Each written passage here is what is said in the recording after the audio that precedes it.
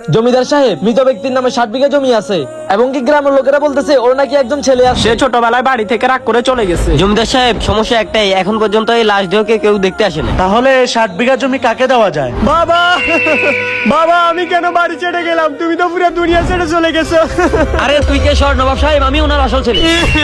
জমিদার সাহেব, এরা দুজন বহুরূপী, আমি ওনার আসল ছেলে। ইসরাফিল, হাজির জমিদার সাহেব। খবর লাগাও ওই তিনজনের মধ্যে মৃত ব্যক্তির আসল ছেলেকে। তোমরা তিনজন তোমাদের পায়ের জুতা খুলে এই মৃত ব্যক্তিকে মারো। যে সবচেয়ে জোর মারবে সেই মৃত ব্যক্তির আসল ছেলে। দেখেন জমিদার সাহেব, আমি সবচেয়ে জোরে মারছি, আমি ওনার আসল ছেলে। দেখ, আমি আরো জোরে মারছি। জমিদার সাহেব, আমি ওনার আসল ছেলে। জমিদার সাহেব, এটাই ভালো হবে, আপনি এই 60 বিঘা জমি এই দুজনকে দিয়ে দেন, কিন্তু আমি আমার মৃত বাপকে জুতা দিয়ে মারতে পারবো না।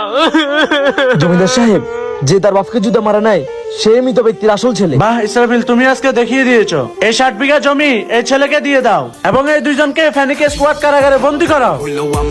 বাবাকে ভালোবাসলে কমেন্টে লিখে আই লাভ বাবা।